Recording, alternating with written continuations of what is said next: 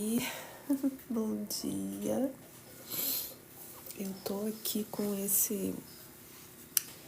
esse filtro que ele dá umas sardinhas aqui, né? Ele faz uma make aqui meio, né? Só que hoje eu estou com o nariz bem vermelho mesmo, não precisa nem do filtro, porque eu tô muito gripada. Mas enfim, quando o coração ele fala um pouquinho aqui com a gente, né? A gente sente que tá vindo aquela emoção. Então eu acho que a gente deve deixar sair a emoção. E vocês sabem que aqui no meu perfil de crochê eu tenho muitas amigas que são crocheteiras também, que estão aqui comigo na mesma jornada. Umas fazem brincos, tem outras que fazem bolsas, tem outras que fazem tapetes. E todas nós, ou a grande maioria de nós, tem uma realidade parecida, né? Muitas vezes a gente se compara com outra profissional, né, do nosso ramo, e a gente acha que, nossa, fulana tá numa jornada em que ela tá muito mais evoluída do que eu, né? E essa comparação não é muito legal a gente fazer, porque cada um tem as suas dificuldades. Por exemplo, eu sou uma mãe que tenho 2 crianças, né? Tenho um marido. Meu marido trabalha fora, tem uma rotina bastante exaustiva, então eu fico a maior parte com os cuidados de tudo que precisa, né? E ele é o provedor da casa, então eu tenho essa realidade. Então existem outras crocheteiras que vão ter também 2 filhos, que vão ter marido, né? Eu também tenho meus pais, que são idosos, então eu sempre tenho que ali dar uma atenção, né? Filha, adolescente não é fácil, né? Demanda muita atenção também. Eu faço o meu processo terapêutico, né? Então eu estou em tratamento terapêutico, o que para mim é maravilhoso e foi uma bênção na minha vida eu ter retomado, né, o meu processo terapêutico. Então, além disso, a gente tem outras demandas na nossa vida também. E existem pessoas que são empreendedoras do crochê e elas também são a provedora do lar, né? Então, a jornada para elas é muito mais puxada, né? Muito mais puxada. Bom dia para todo mundo que está entrando aí. Então, eu não posso falar por todas, mas eu posso falar por mim. Que às vezes a gente encontra dificuldades no caminho que são muitas vezes se apresentam de forma difícil para a gente, né? E a gente sempre se compara com aqueles que estão muito acima, né? Que estão vendendo muito, que as fotos dessa pessoa são maravilhosas, né? São fotos muito bem editadas, né? Que os materiais dessa pessoa são materiais chiquérrimos, né? Por exemplo, eu estou para estudar uma forma viável de ver as bases de brincos, né? Eu uso esses anzóis aqui que são de aço inoxidável, sabe? São hipoalergênicos. São esses os anzóis que eu uso nos meus brincos, tá? Ó, eles são super acessíveis, levíssimos, não causam alergia no lóbulo da orelha, tá? E aí eu estou estudando outros materiais para colocar como base do meu brinco. Obrigada por curtir a minha live, tá? Então eu estou estudando assim, ó, como colocar outras bases de brinco, né? Então eu estou comprando algumas peças para fazer testes, tá? Não me dei muito bem com o material dourado, tá? Apesar de eu amar um brinco com detalhes dourado, eu amo. Fica super lindo com o seu look, né? Porém, com o tempo, esse amarelo ele vai escurecendo.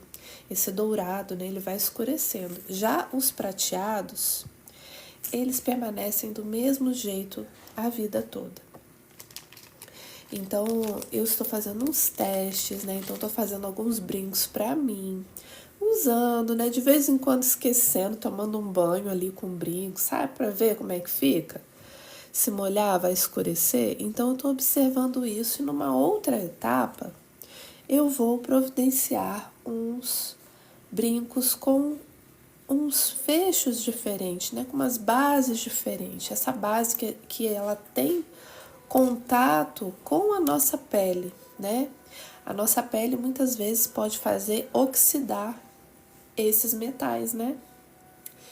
Então, eu prefiro trabalhar com aço inoxidável do que trabalhar com esses outros materiais de metais, né, que são altamente oxidáveis e podem escurecer. Então, estou fazendo uns testes. Então, para mim, não adianta muito eu entrar num perfil de brincos de crochê maravilhosos, com bases incríveis, bases super chiques, modernas, que você vai olhar o preço do brinco. Obviamente é um brinco de R$ 140, né? R$ 230. Obviamente é um outro patamar, né? Os meus brincos não custam esse preço todo, porque a minha clientela, a clientela que eu escolhi trabalhar, a clientela que me abraçou, que me acolheu, é de pessoas com poder aquisitivo menor. Então eu escolhi bases que conseguem manter o custo do meu brinco, que são as bases de anzóis, que são de aço inoxidável, hipoalergênicas, levíssimas e duradouras e que não deformam com o tempo, né? Então eu escolhi trabalhar com esse material. As outras bases que eu vou trabalhar, e obviamente os brincos vão sofrer um reajuste porque são mais caros, né? Essas bases aqui, elas não têm o mesmo preço dos anzóis, então os brincos vão ter um reajuste. E aí eu estou testando a qualidade, a durabilidade e os fatores de alergia também, né? Dessas outras peças de bijuterias. Então, eu estava falando sobre comparação, né, gente? Da gente se comparar muitas vezes. Isso é uma realidade na vida da artesã.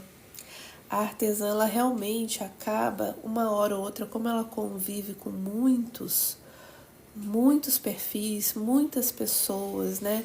Ela está sempre salvando uma ideia ou outra, então ela acaba se colocando no meio dessa multidão e acaba muitas vezes fazendo um benchmarking, né? Que é você pegar as melhores práticas, mas você acaba também vendo em que nível você está. Muitas vezes essa comparação ela é benéfica quando você traça um caminho, por exemplo, o meu caminho agora.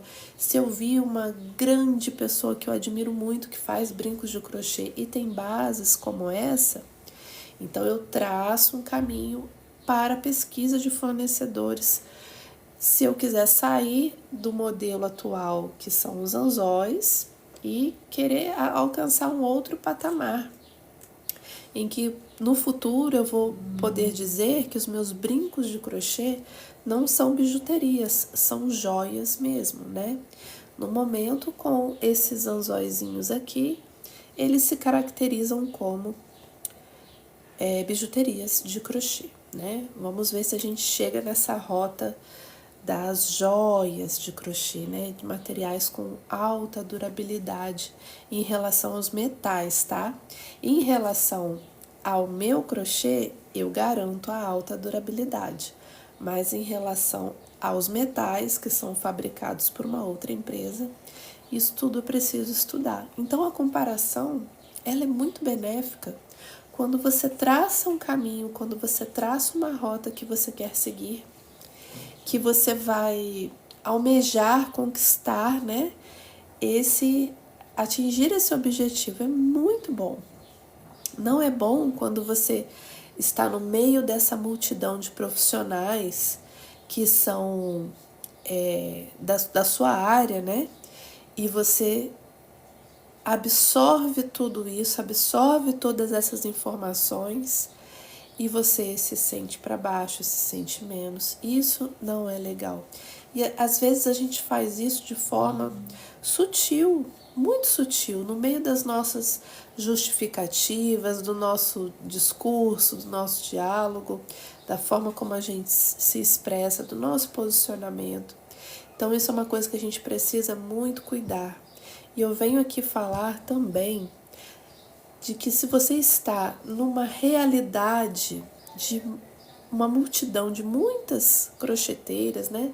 Ou você que é de uma outra área, por exemplo, marcenaria, você que trabalha com serralheria, né? Com decoração, enfim, não importa qual seja a sua área. Minha área é a área de crochê, esse é um perfil de crochê. Então, quando você está nessa multidão, você precisa saber dosar essa comparação, saber dosar até onde você vai estipular a sua rota, qual é o seu propósito, qual é o seu objetivo com tudo isso, né? Porque, gente, a gente tem realidades diferentes, né? A gente não pode se colocar tão para baixo assim. Eu tive um insight. Olha só que coisa muito doida que estava acontecendo comigo. Eu tive um insight na minha terapia que me deu assim uma virada de chave. Gente, a minha vida atualmente, né? Eu saí de uma crise de burnout, onde eu trabalhava num hotel de luxo e eu amava demais trabalhar naquele hotel, demais, demais, até que eu adoeci pelo tanto que eu me dediquei, pelo tanto que eu me engajei naquele outro CNPJ, né? E não estava dando certo muitas vezes porque não dependia só de mim, dependia de vários fatores, né? Então eu tinha crenças muito enraizadas, valores muito enraizados, da minha parte moral mesmo, e que algumas coisas naquele negócio não estavam condizentes com essa parte moral minha. Então eu coloquei na balança e falei, olha, esse lugar, eu amo trabalhar aqui, mas não está se parecendo tanto assim comigo. E como eu tinha a oportunidade de voltar para o lar, voltar para as minhas origens, voltar para a educação de base das minhas filhas, né? Sem romantizar a questão de ser esposa troféu. Gente, eu já brinquei muito com esse título, né, de ser esposa troféu. E eu nem acho que eu sou uma pessoa dotada de tanta beleza assim para ser um troféu a ser exibido, né? Eu já sou uma mulher de 41 anos. Perdão que eu tô um pouquinho gripada, tá? Então não carrego nenhum desses títulos não de esposa troféu, mas geralmente na atualidade o que está sendo comentado muito aí nas redes, né, é que a mulher em casa, a mulher que ela é mãe, esposa, né, dona da sua casa, ela está carregando muito esse conceito de eu sou esposa troféu. O que é ser esposa troféu? É ser uma esposa que ela é sustentada pelo marido, né? E o marido é o único provedor do lar. Então, todas as necessidades dessa mulher, elas são supridas, em tese, são supridas por esse componente, né? Esse marido, esse esposo, né? Esse provedor do lar. Há famílias que isso funciona muito bem, mas há famílias que assim, é o meu caso, né? Que por mais que funcione, né, eu ganhava muito bem nesse outro trabalho, né?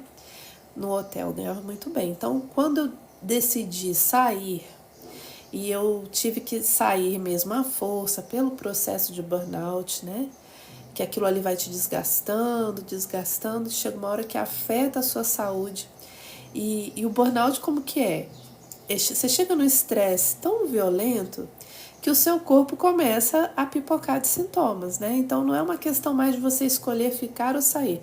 Você tem que sair porque você começa a adoecer de outras coisas, né?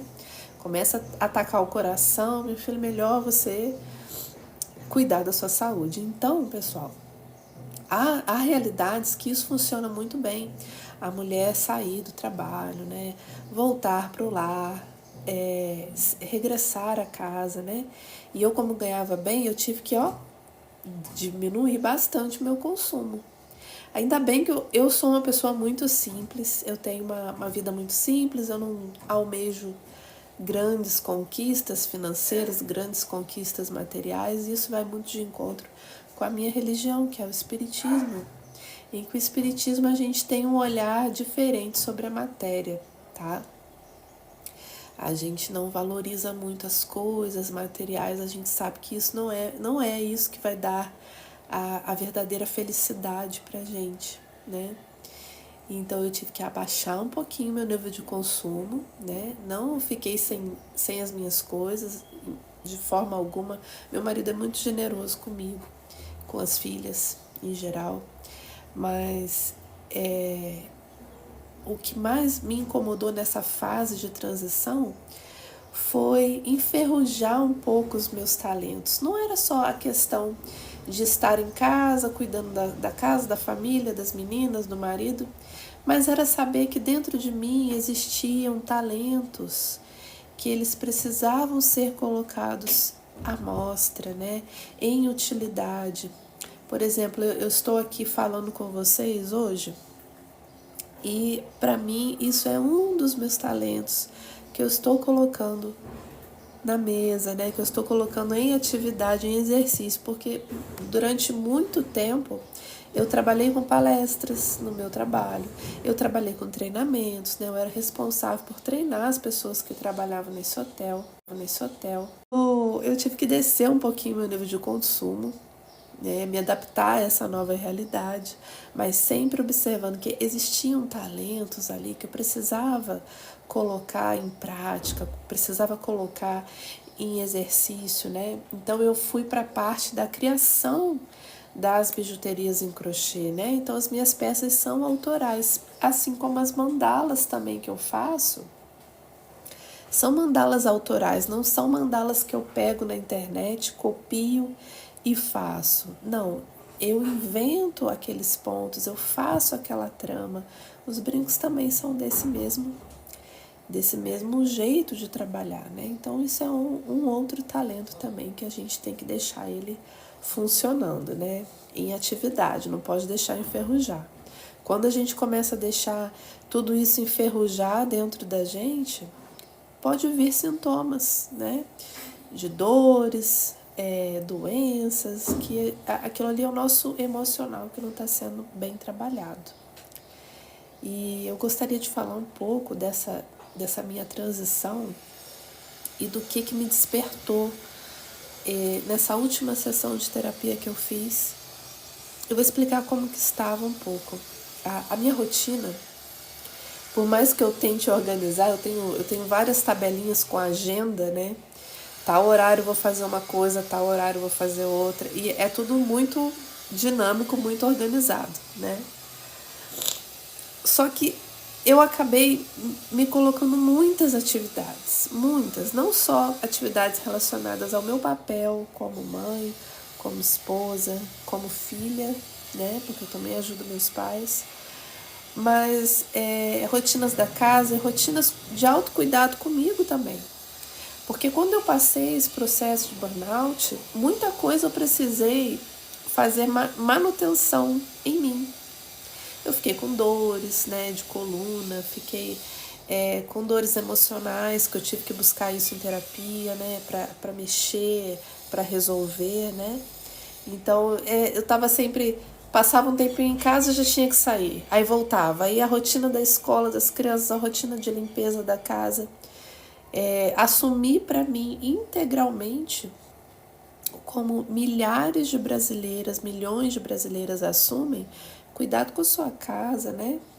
O dia que eu precisar de uma pessoa para limpar a minha casa, eu acho que eu não estarei mais aqui, não estarei mais aqui nessa função, né? Eu estarei provavelmente trabalhando fora, mas ou eu estarei em outro trabalho e alguém vai ter que cuidar, ou então estarei impossibilitada fisicamente de fazer isso. Então hoje, para mim, cuidar da minha casa, de todos os detalhes, sabe? De tudo, para mim é um grande presente, sabe? Um grande presente. Significa que eu estou saudável, significa que eu estou presente, significa que eu abençoo a minha casa, abençoo o meu lar, né? Naqueles cuidados todos. Só que esse excesso de atividades, o que estava fazendo comigo? Estava me distanciando um pouco dos meus talentos, do meu empreendimento. Bom dia!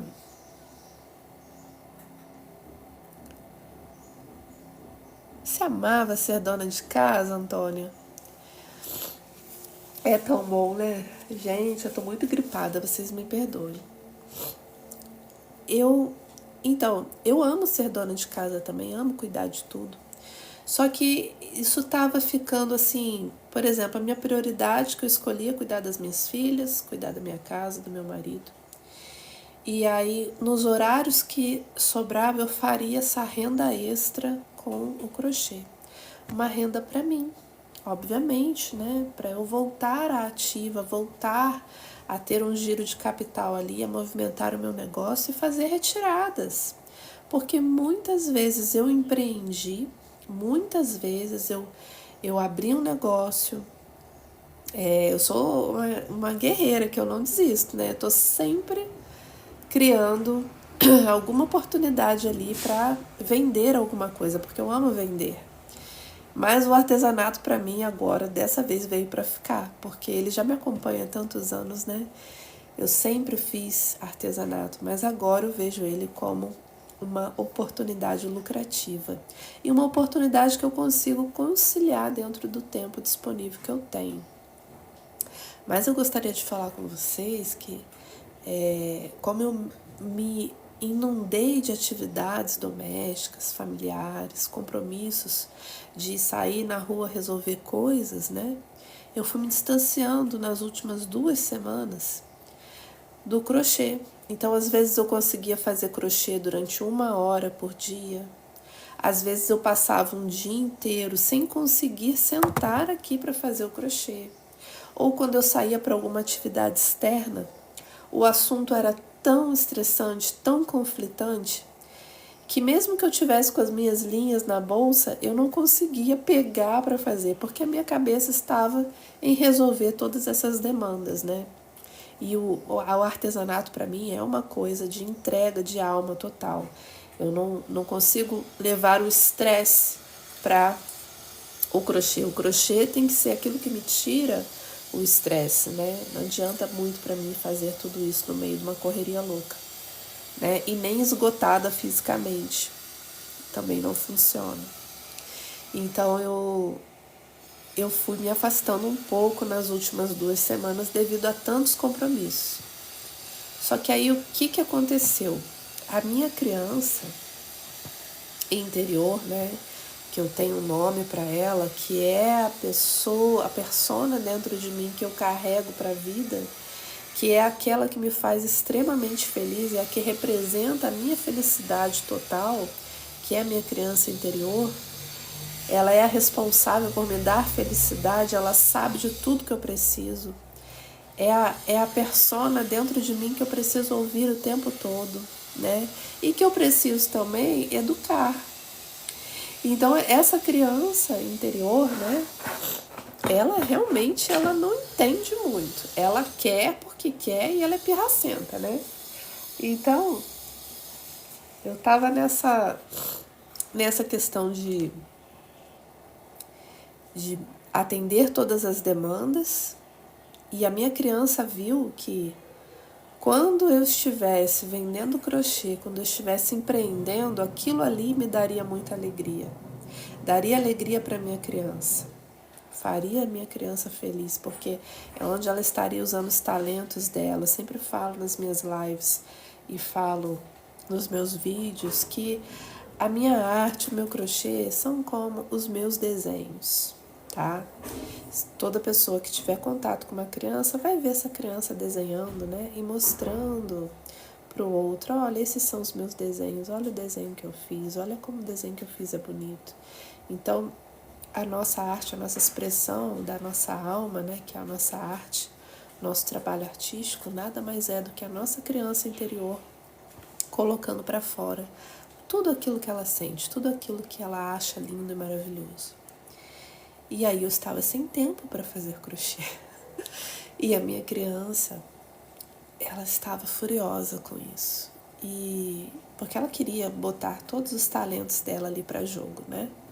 Ela queria brincar. Era como se fosse uma criança insistentemente para você ali, pedindo para você ir pro parquinho. Eu quero ir pro parquinho, quero ir pro parquinho, quero ir pro parquinho.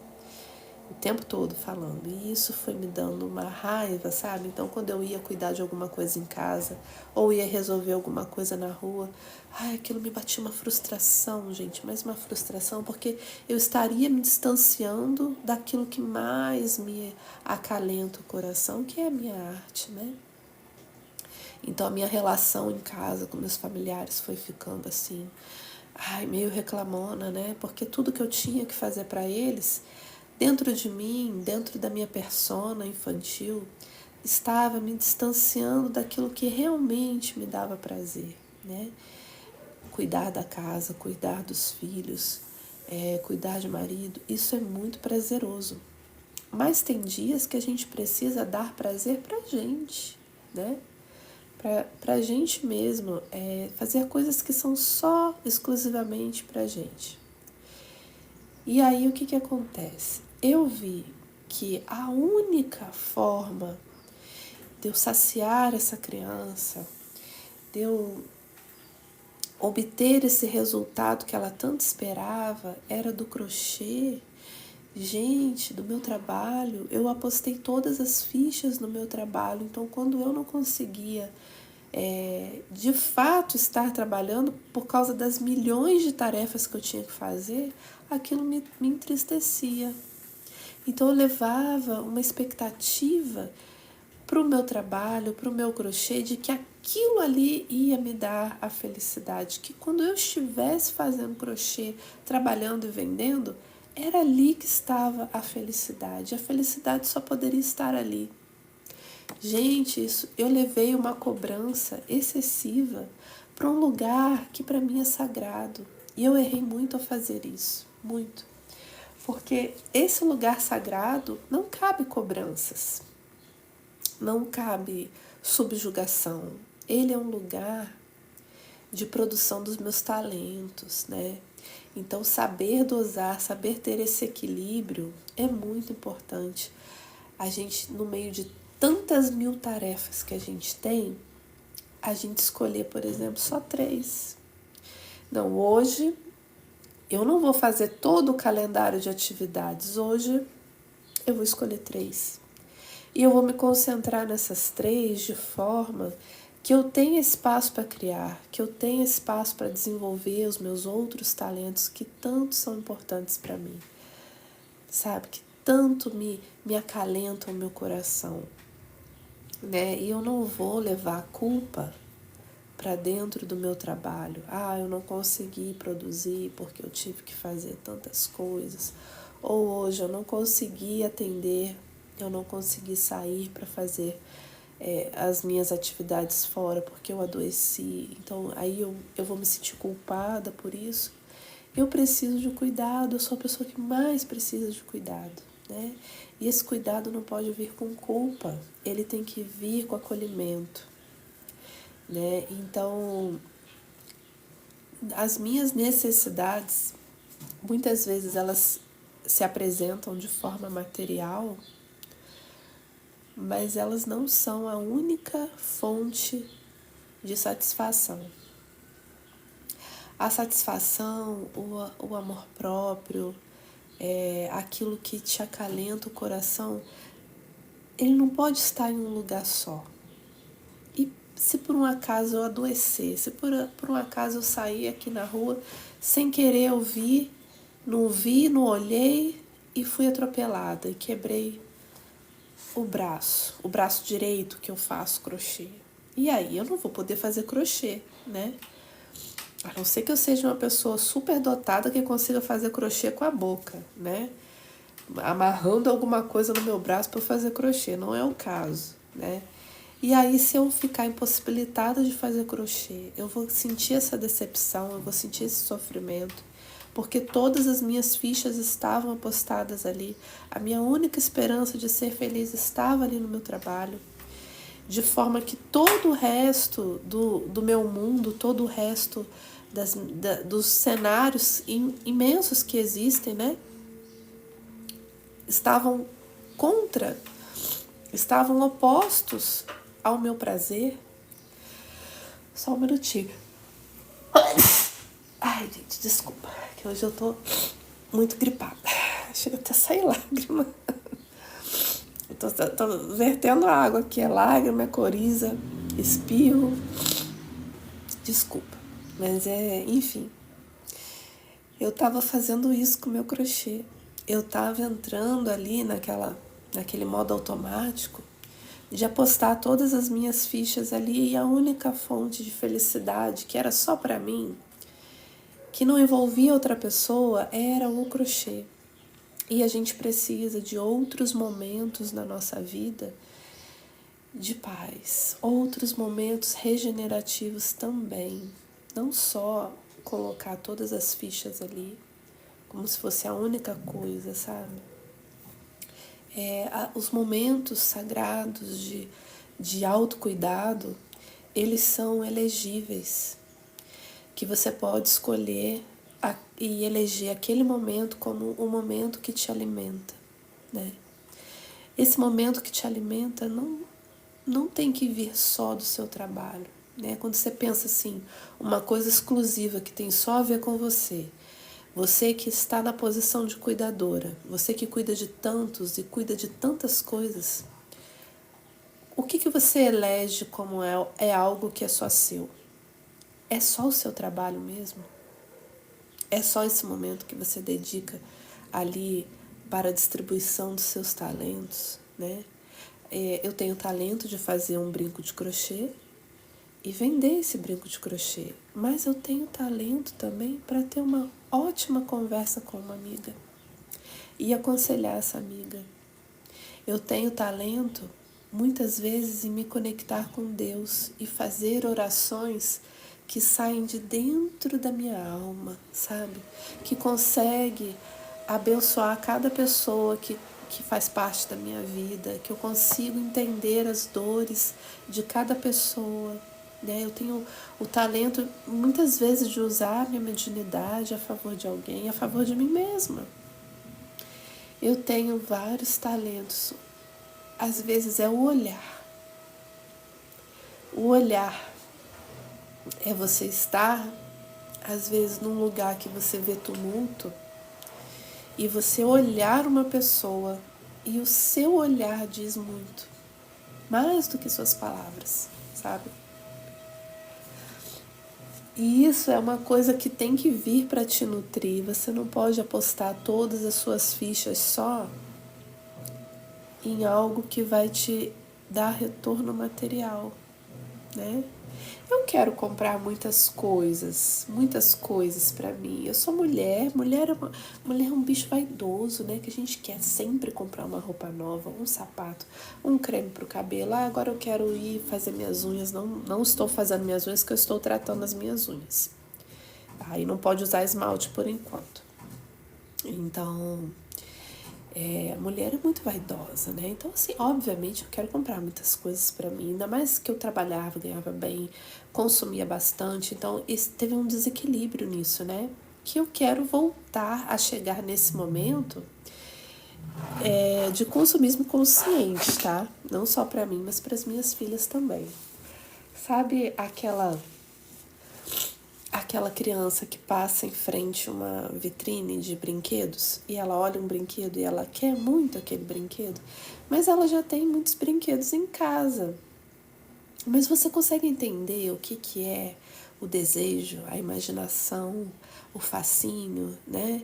E que aquilo ali iria acalentar o seu coração por um momento?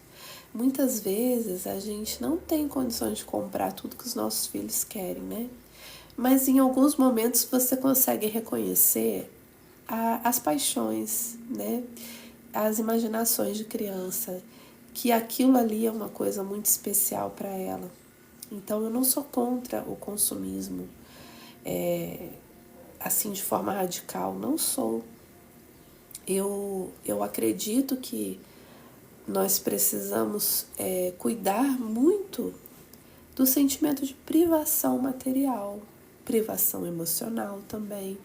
A gente tem que estar atento a esse sentimento para isso não se tornar um sofrimento, né? Para a gente não se privar demais, para a gente fazer escolhas certas, né? Porque tanto se você consome exageradamente, quanto quando você não compra nada, são dois extremos. O ideal é você ter um equilíbrio em relação a isso, né? E é lógico que eu quero galgar esse caminho, eu quero chegar nesse ponto em que eu vou parar de só investir no negócio e vou começar a fazer retiradas que me saciem, né? Que saciem as minhas necessidades materiais. Então, hoje não é essa a minha realidade ainda, mas eu consegui aprender que eu não preciso esperar isso só de mim, que tá tudo bem. Por exemplo, eu conversar com meu marido e nós dois fazemos o planejamento desses gastos, né, dessas conquistas, né, que eu não preciso dizer para mim que agora que você voltou a trabalhar, que você voltou a empreender, você vai se bancar sozinha. Todas as suas necessidades serão atendidas somente através do seu trabalho. Gente, não é assim, né? Porque a mulher em casa, ela se dedica muito. Ela se dedica muito. O mundo hoje anda muito complicado em relação ao individualismo, né? E esse não é o meu caso aqui na minha família. Meu marido é muito generoso comigo. Ele sabe valorizar, né, todo esforço empreendido. Mas isso era uma coisa minha, que eu não queria dar despesa, né? Isso vem lá de trás, muito lá de trás, daquela adolescente que dependia dos pais, mas fazia o máximo para não depender, porque não se via atendida, né? Tinha uma infância muito humilde, então essas lembranças todas vêm lá de trás e trago aqui para a realidade, né, de hoje, com aquele sentimento de, não, eu preciso ser independente, porque se eu for dependente, eu vou ter dificuldades.